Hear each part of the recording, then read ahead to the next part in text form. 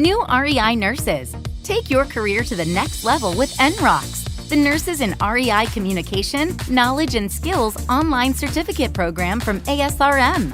NROCS gives you practical applications you can use immediately and the opportunity to interact with other REI nurses and content experts. Increase your understanding of REI, make new professional connections, and gain confidence in your nursing role. To learn more about NROCS, visit asrm.org/nrcks.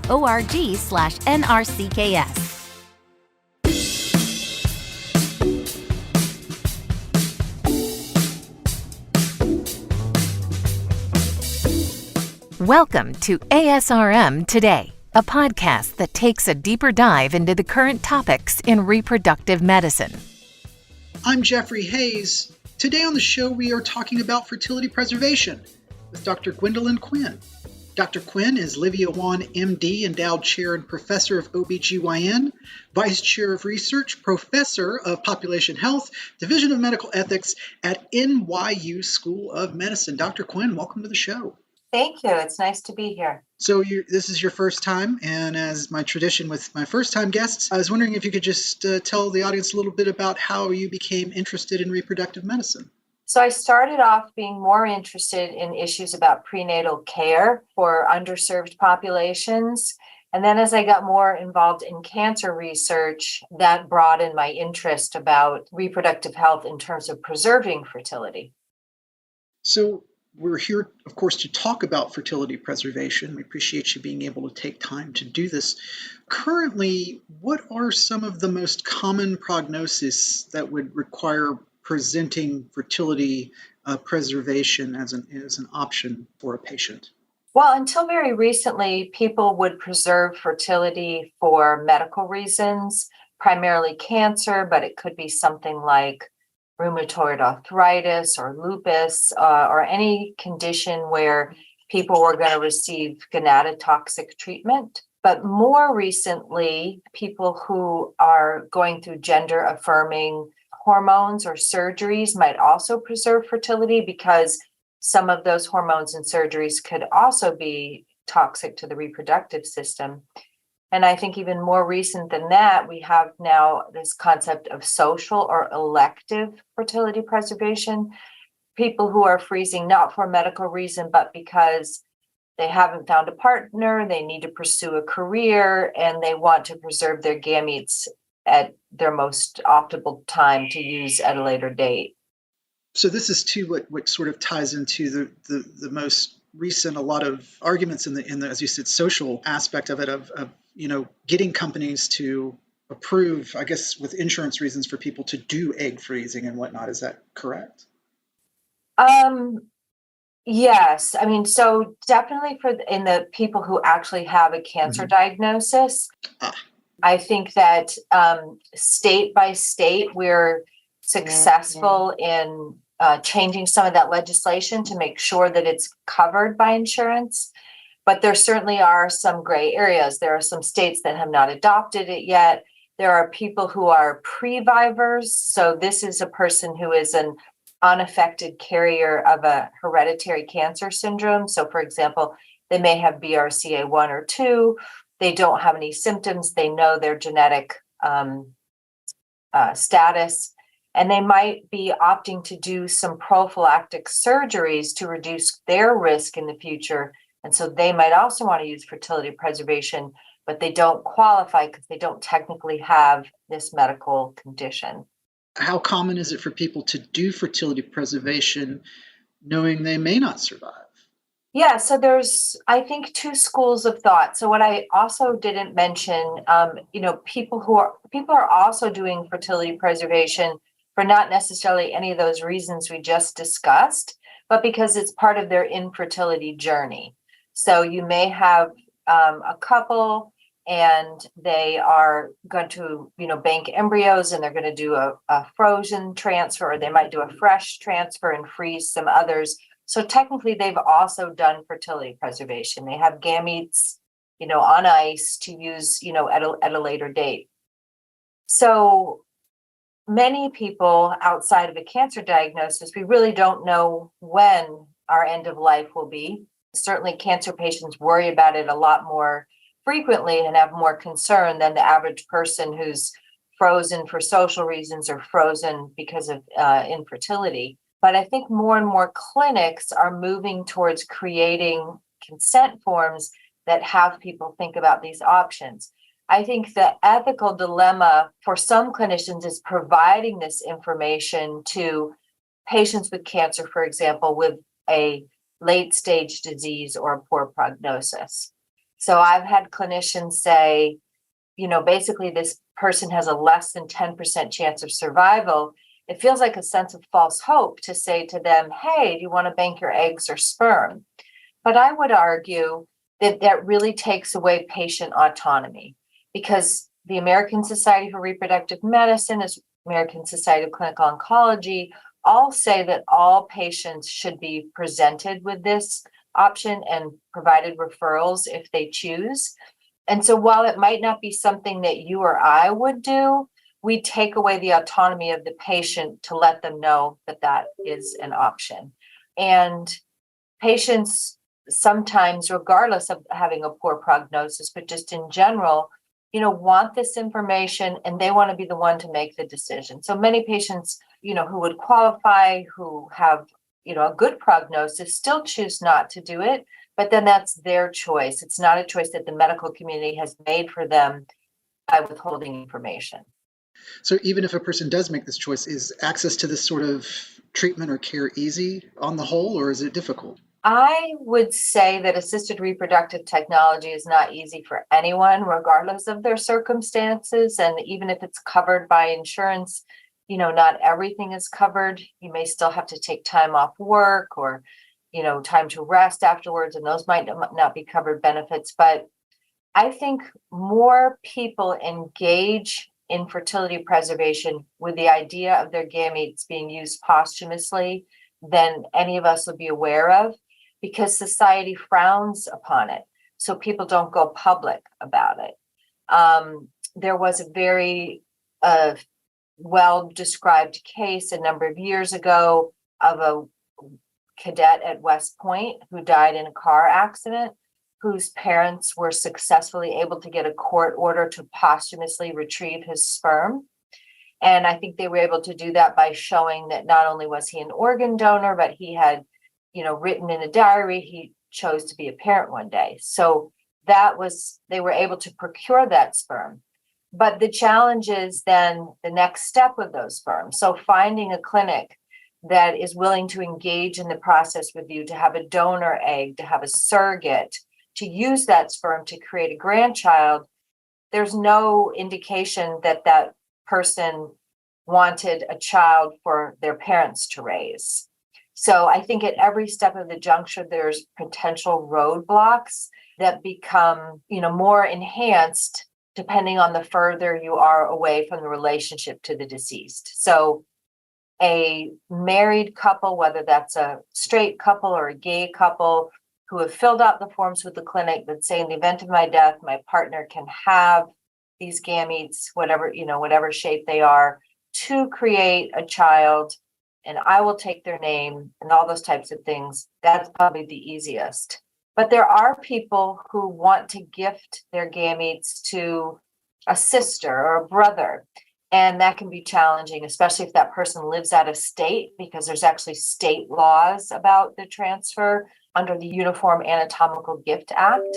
And I think then, if you are a parent of the deceased, there's implications and concerns about creating grandchildren and that type of thing. So there's a lot of ethics to it, a lot of decisions to be had. But again, I think it is a patient's choice. And I think it's no different than, I'm thinking of that book, When Breath Becomes Air. So, they were aware that there was a poor prognosis for the male partner, but they decided to have a child anyway. And the, author of the book was able to spend some time with that child before he died. And now this person's raised. So it's really no different than rushing to do it while the person's alive, then maybe even better than the option of doing it when cooler heads prevail, after the grief period, after this, and, people have the time to decide. I may have thought I wanted this with my partner when they were alive, but now that they're no longer here, this isn't necessarily what I want. Is there any advice based on research or current things about, as we're talking about this sort of the person or couple has to sort of consider the disposition, right, of the stored sperm or the oocyte or the embryos, is there anything clinicians, is there like a checklist, or is there something, that they say, hey, maybe we need, I know you also said it's ultimately up to the patient, but what should, clinicians be able to provide, up front? Well, fortunately, I think these decisions don't occur at the cancer center. They're not really for the oncologist. They occur at the fertility clinic. And I think many fertility clinics have had a lot of experience of one-off cases that help them to constantly revise their consent form. So we've all seen in the news, what at one point was a happily partnered couple, and then they separate, and then they fight over the disposition of the embryos. And for the most part, courts in the United States have ruled that a person's right not to be a parent trumps the right to be a parent. Now, in the UK, they actually recently ruled the opposite of that, but most cases in the United States are determined by that. So it's, I'm sure, very challenging in these counseling situations in the clinics, because it's kind of like telling, a couple when they're recently engaged and excited to plan the wedding and say, hey, you need a prenuptial agreement. Like, oh no, that will never happen to us. So you're asking people to think about a negative, bad scenario, and make a plan about it. But fortunately, I think most clinics do that. To my knowledge, many clinics already say that if the patient is a minor and the patient dies, then those gametes are automatically destroyed. They can't be gifted to anybody. Now, that may vary from clinic to clinic. There's no federal laws about that. So this is a state-to-state decision too, basically, right? As this area is growing, right, more and more, and just as you said at the top of our interview about people making that decision now, right, that more people probably, can we surmise, age maybe 25 to 40, are taking this option if it's available to them more often. But this again becomes complicated because there are all kinds of different complicated, rules for each state. Yes. Yes. And I mean, sadly, I will say we don't know what the future holds as a result of the Dobbs decision and the overturn of Roe. There may be some states that no longer allow the cryopreservation of embryos, so I don't know what will, I don't know if that's a real thing. It's on the horizon for people to think about. We do encourage females to bank eggs and embryos if they're able to with a cancer diagnosis, even without a cancer diagnosis. I mean, if they're partnered, because that kind of avoids that whole embryo disposition in case the partnership ends, so at least you have eggs if you can't use your embryos and your eggs you own. But yeah, I mean, not only is it's a clinic by clinic decision that may be guided by the state that they're operating in, and may also be guided by federal laws that govern the moving of tissues from one state to another. Here in New York, many people have banked in New York, gone off, finished their college, finished their treatment, gone off to live in other places, and find it's much easier to just return to New York to use their gametes than to try to transfer them, to a state. It's expensive and there's a lot of paperwork involved. But I would say most clinics, particularly academic clinics, have thought through a lot of these issues and give the patients the opportunity for kind of like this checkbox. Like, in the event of my death, my gametes may go to my partner, let's just say. But maybe, you're willing to do that. But have you thought through, what if your partner has another partner? Did you only want to have them if they never partnered again? So there's a lot of psychology, that goes into it. A lot of fertility clinics have counselors, who can help talk through the decision process. But then I also would add that people with a cancer diagnosis often don't have a lot of time. They're lucky if they can get in the time that they need to do egg retrieval. Sperm takes a little bit less time. And so they're having to make decisions in a relatively limited short period of time under the pressure of this, life-threatening diagnosis. I mean, it's interesting because I'm curious if a person has, whether it's male or female, and has this, a cancer diagnosis or some sort of terminal illness diagnosis. I'm wondering if it ever comes into play that, thoughts about maybe the genetics of things, that they may be worried that if they do preserve, will cancer still be inevitable? Is there anything that clinicians can do to ease that? Yeah, that's a really interesting point, because those of us who work with the younger population, the adolescents and young adults, AYA with cancer, only 10% for the most part of cancers in that population are hereditary, but we say 100% of patients worry about it. And they often worry about it in a way that we call them silent sufferers. Like they never say, we say, oh, you should consider fertility preservation. They say, no, I'm not interested. They won't express that that's their concern. So I think it's helpful when clinicians preemptively say, there is no reason to believe that this cancer is hereditary, or this cancer is hereditary. We're going to send you for genetic counseling. And also, as you know, we have the option for pre-implantation genetic testing. So it's possible for this person to create embryos that can be examined to see if they contain that same hereditary polymorphism that's, causing this person's cancer. We're almost out of time, but I want to make sure I ask you this before we go. Are there any materials, references that you can recommend to either clinicians or patients or both currently that might help in talks and transitions and whatnot? Our group has published a couple of papers. We've mostly done some work in kind of surveying clinics in the United States as well as clinics outside the United States for what their policies are. And what was surprising is that very few clinics have an actual policy. So they kind of deal with these things on a case-by-case basis, whether or not they'll do posthumous retrieval of sperm, for example, whether or not they'll allow, a partner to take possession of the gametes without a contract. So it makes sense because they're not dealing with this, on a regular basis. I'm not aware of any patient-facing materials, but there's an interesting documentary that was made. Now I'm going to forget the name of it. I might have to send it to you afterwards. I think it's called Mother's Day. Okay. And it's a documentary filmmaker herself who experienced stage 4 diagnosis and hired a surrogate and discussed with her partner at the time, we're going to have this baby, but I might not be around to help you raise it. How do you feel about that? So it documents their journey. It was on Netflix. And I think it gives, one perspective. And I think that there are some online discussion groups that may be more helpful, for patients. And I would say one recommendation I have for clinics is to, if someone signed a consent, maybe review those consents with people every year. So their thoughts change, more information changes, their relationship status changes. It's just a good idea to do a refresh.